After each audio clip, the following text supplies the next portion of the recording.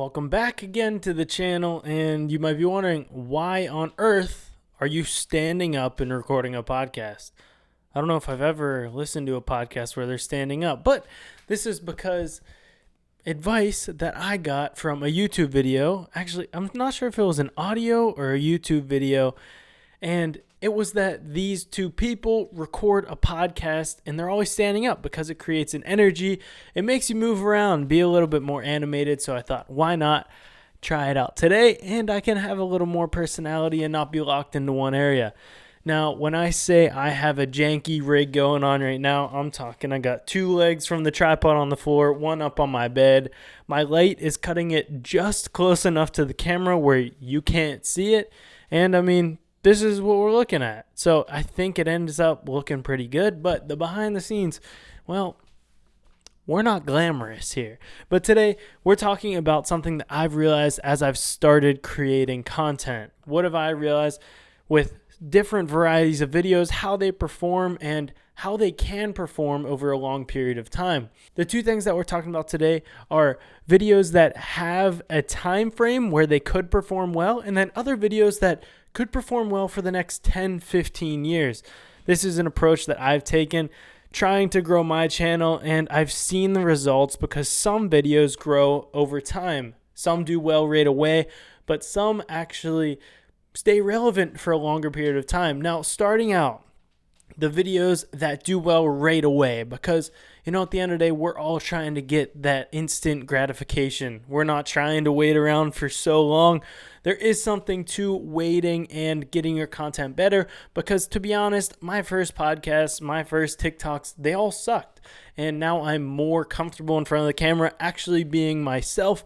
And that's something that standing up actually helps with, is me being myself. But these videos that perform well right away, well, these are, for me, new cameras that are releasing, new products releasing, talking about those. So as you will see in a couple of days, I will be releasing my review on the EOS R5C. This is a camera that just came out and it's actually back ordered right now.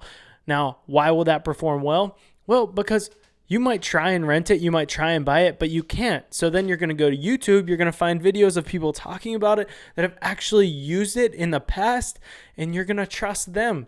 So if you can get your hands on one of these cameras, one of these products that not a lot of people can, well, there will be more eyeballs on it. But those videos have an end. Nobody in 5 years is going to be saying, oh, I should get the R5C.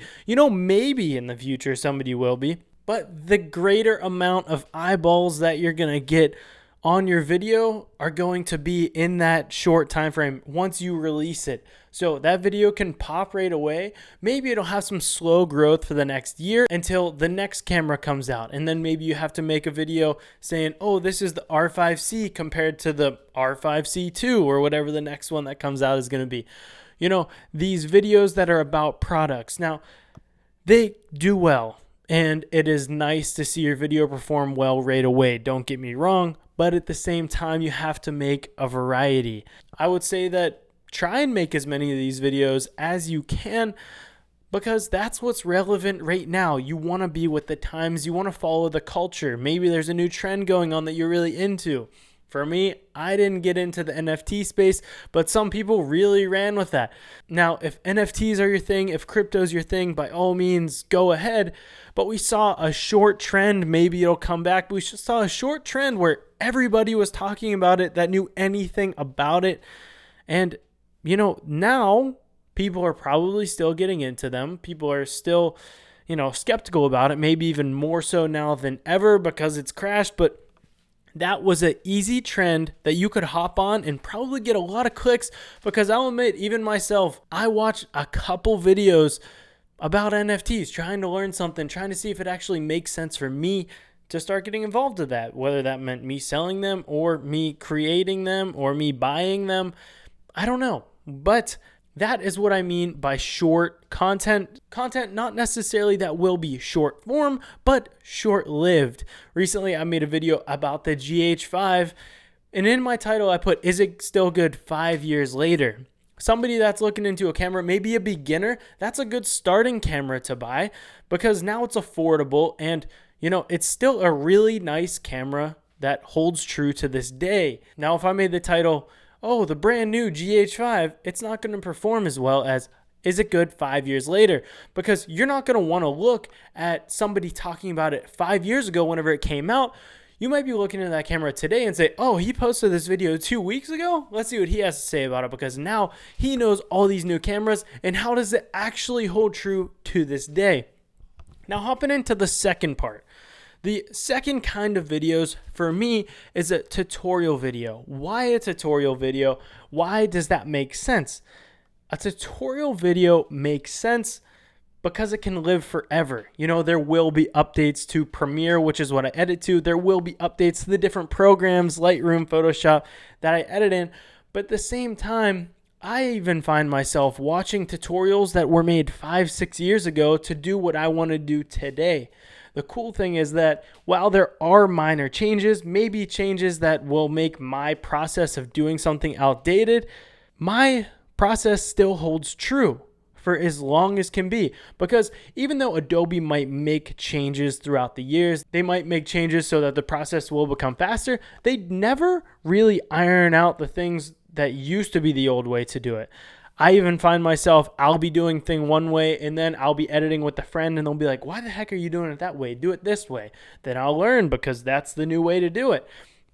I've found that with people editing with me. You know, people that have been editing longer than me might do things an older way and might do their titles or something in the legacy titles, but I don't do that. I just do text, I go to essential graphics, and that's all I really need to worry about. And I can teach them that because that's a new thing, but they never did away with the older way of doing it. Now, tutorials are a great way to grow, but how can you do a tutorial type thing, a timeless video that can stretch out for a long period of time in your own space? I actually push you to not follow the trends. Don't follow the trends. Don't try and do what everybody else is doing right now. Put out a video maybe of your opinion, maybe of you talking about an idea throughout the space. Maybe you're in fitness. Maybe you can talk about more so something that will help a broad variety of people and not a niche community because of a new product that just came out. You know, you can find ways to do this in your space. And the good thing about these videos is that it might not perform well in the first year, but maybe the second year that it's out, whenever you've totally forgot about it, your work is totally done with that video, then it will grow. Then the views will double, they'll triple, maybe even it'll skyrocket, it'll go viral. A perfect example is Peter McKinnon. You know, if you're on my channel, you probably know who that is. And he always talks about how his After Effects Basics video is still to this day one of his most viewed videos year to year. Why? Because everybody's looking for After Effects Basics. After Effects is a very, very intimidating platform to use, but everybody's looking up After Effects Basics, and he's the guy who has the most views. He has a lot of subscribers. People click on his channel, and that video is not dated, but all of his videos that he's made about new gear, new drones, new cameras, new lenses, all of that, it gets dated because there's always new things coming out. The nice thing about that, though, is that it always gives us reasons to make videos. It gives us things to make videos about. But at the same token, you can't expect those to grow your channel exponentially. You want to make videos that are timeless. You also want to make ones that are relevant today. Now, that's just my opinion. Those are my tips. If you're a starting creator, find a good balance between those. I'd be lying if I said I have found that balance perfectly, but I'm trying my best, and that's one of the main things I've realized to this point. In the meantime, I make these videos every single week. You know, every single day there will be a video coming out on this channel. And Tuesdays and Thursdays, it's more of a commentary, me talking about a new product, me talking about an idea that I have. Maybe just anything that comes to my mind, you can expect that Tuesday, Thursday, that will be the commentary, and then Saturday will be a more highly edited video. It might be a tutorial, it might be a vlog, it might be something of that nature, more of the traditional YouTube video. That's what you can expect. Okay? Now, throw me a subscription, like this video, share it if you liked it, and I'll see you in the next podcast, video, whatever you want to call it. And I think I like this standing thing. My energy was through the roof for this, so thank you for watching, and goodbye.